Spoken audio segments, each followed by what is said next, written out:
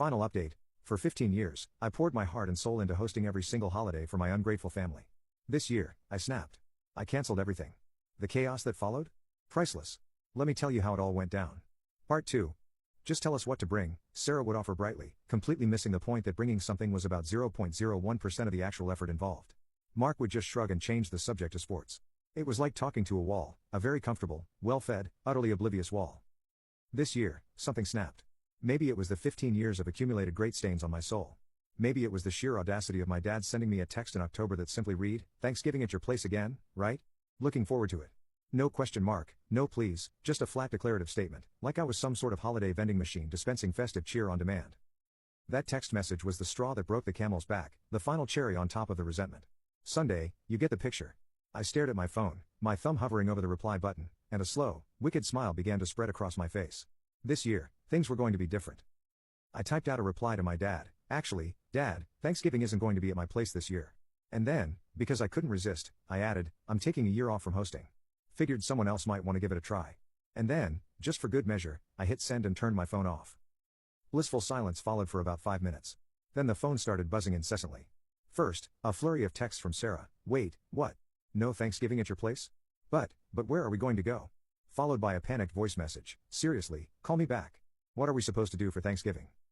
Next, a more measured but equally bewildered call from my mom. "Honey, is everything okay? Why aren't you hosting Thanksgiving this year? Is something wrong?" Her voice was laced with genuine confusion, as if I'd announced I was planning to move to Mars and live in a hermetically sealed potato. Finally, a gruff, slightly irritated voicemail from Mark. "Hey, Thanksgiving, you're serious about not doing it? Because Mom's freaking out. Just call me back and tell me what's going on." I let them all stew for a few hours before turning my phone back on, the digital equivalent of letting a turkey brine overnight, you might say. When I finally responded, I kept it short and sweet. To the family group chat, I sent, "Yep, no Thanksgiving at my place this year. Been doing it for 15 years straight. Time for a break. Figure it out yourselves. Love you all." And then I muted the chat and went to take a long, luxurious bath, feeling a sense of lightness, freedom, dare I say, even joy. The fallout was predictable: chaos, confusion, mild panic, and a whole lot of finger-pointing. The group chat exploded. It was like watching a slow-motion train wreck in real time. Sarah, bless her dramatic soul, was the first to crack. "Okay, seriously, who is going to host? Mom and Dad's place is too small. Mark's apartment is a disaster zone, and well, you know I can't cook." Truer words were never spoken. Mark's response was a masterpiece of passive-aggressive avoidance. Guys, calm down. It's just Thanksgiving. We can just go out to eat or order takeout. Chinese food Thanksgiving, anyone? Apparently, Mark's culinary horizons were limited to popcorn and General Tso's chicken. My mom, bless her supervisory heart, attempted to take charge but quickly realized she was out of her depth. "Well, maybe Sarah, you could host. You have that nice dining room." Sarah's dining room was primarily used for storing clothes and unopened subscription boxes. Sarah's response was swift and brutal. "Mom, are you kidding? Host me? Do you know how much work that is? I have like a million things going on at work right now, and besides, I don't even own a roasting pan." The conversation spiraled downwards from there, devolving into a blame fest of epic proportions. Each family member listed their reasons why they couldn't possibly host, why it was someone else's responsibility, why it was all my fault for blindsiding them with this sudden, unprecedented, utterly unreasonable decision to not do all the work myself for once. I watched it all unfold, muted notifications and all, occasionally peeking into the digital dumpster fire of my family's holiday meltdown. It was fascinating, like watching a nature documentary about a particularly dysfunctional flock of birds trying to build a nest without any twigs, glue, or basic avian competence.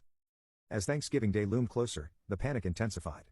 Desperate texts and calls started coming directly to me, pleading, begging, guilt-tripping. "Honey, are you sure you won't reconsider? It's just not going to be the same without Thanksgiving at your place." My mom deployed the emotional manipulation bazooka. "Seriously, I'll help. I'll bring like 3 bottles of really good wine, and I'll even load the dishwasher afterwards," Mark said in a desperate attempt to barter his way out of actual labor. "This is so unfair. You know how much Thanksgiving means to Dad. You're going to ruin the whole holiday." Sarah predictably played the victim card. I held firm. My resolve, hardened by 15 years of holiday hosting martyrdom, was unshakable. I politely but firmly reiterated my decision. "No, I'm not hosting. No, I won't reconsider. Yes, you're all adults and perfectly capable of figuring it out yourselves. And no, I'm not going to tell you what to do." Thanksgiving Day arrived, and I relaxed for the first time in 15 years. I woke up on Thanksgiving morning with absolutely no agenda, no frantic cooking schedule, no impending sense of holiday-induced doom. I made myself a leisurely cup of coffee, put on some music, and just enjoyed the quiet, the peace, the utter lack of responsibility. Later in the day, I received a slightly pathetic, slightly grudging, but ultimately appreciative text from my mom. We ended up ordering Thanksgiving dinner from that fancy restaurant downtown. It was okay, not as good as yours, of course, But okay. And Mark actually helped set the table, sort of, anyway. Happy Thanksgiving, honey. Maybe we can do something different next year? I replied with a small, satisfied smile. Happy Thanksgiving to you too. The holidays after that were different, not magically perfect, mind you. My family is still my family, quirks and all, but something had shifted. The unspoken assumption that I was the designated holiday hostess, the family's personal holiday vending machine, had been shattered. They learned, slowly, grudgingly, but definitely learned that hosting a holiday takes actual work, effort, planning, and maybe a little bit of appreciation. And I learned something too. I learned that saying no isn't a crime, that setting boundaries isn't selfish, and that sometimes the most loving thing you can do for yourself and for your family is to let them scramble. Because sometimes scrambling is the only way they'll finally understand what you've been carrying all along. And honestly, watching them scramble, it was a pretty sweet Thanksgiving dessert after all.